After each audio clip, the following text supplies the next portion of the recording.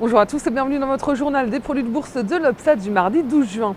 La bourse de Paris clôture dans le rouge en ce début de semaine. Le CAC 40 perd 0,29% à 3042 points. Elle avait pourtant débuté la séance en belle hausse, dopée par le plan d'aide européen aux banques espagnoles pouvant atteindre 100 milliards d'euros.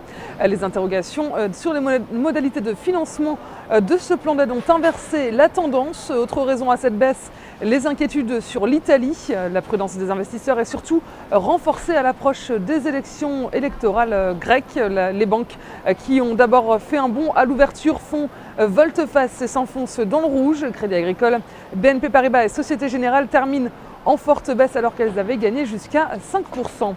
Côté valeur toujours, le groupe de technologie Technicolor a refusé une nouvelle offre relevée de recapitalisation déposée par la banque américaine JP Morgan.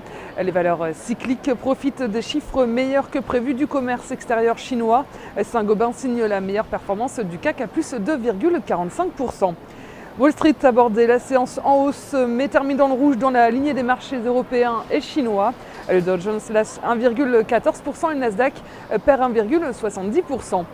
Dans les premiers échanges, les marchés ont salué le plan sauvetage des banques espagnoles, mais le regain d'inquiétude sur l'Espagne, malgré le plan d'aide ainsi que l'attente des résultats des élections en Grèce, a changé la donne. La prudence devrait donc dominer sur les marchés cette semaine. Côté macroéconomique, pas d'indicateur majeur hier, mais les prochains jours s'annoncent chargés. On attend demain les ventes de détail. Les inscriptions hebdomadaires au chômage seront annoncées jeudi et l'indice Empire State et la production industrielle seront annoncés vendredi. Côté change, l'euro a d'abord profité en début de matinée de l'annonce du plan d'aide à l'Espagne pour retomber ensuite à 1,2504 $. Même tendance baissière sur le front du pétrole. Le baril de brut lâche 2,46% et termine à 82,23 $ dans les derniers échanges.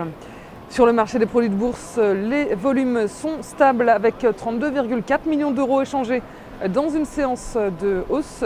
Concernant la répartition par type de produit, les certificats continuent à dominer avec 82% des échanges et les varants restent stables à 17%. Du côté des transactions, les certificats représentent 76% et les varants 24%.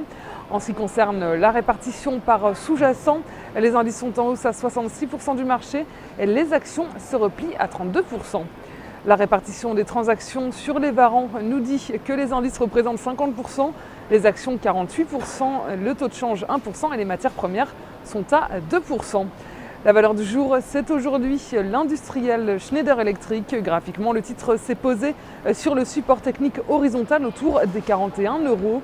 Dans ce contexte, un rebond technique peut être envisagé vers le niveau de retracement des 47,40 €, soit 50% de la précédente impulsion baissière.